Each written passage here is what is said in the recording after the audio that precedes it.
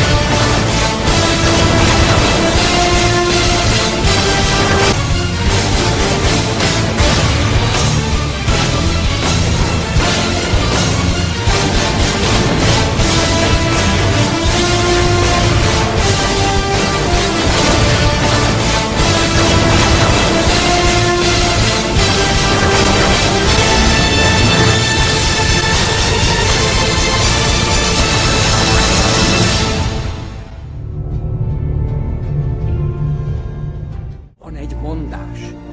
A tegnap már történelem, a holnap még rejtelem, de a ma adomány.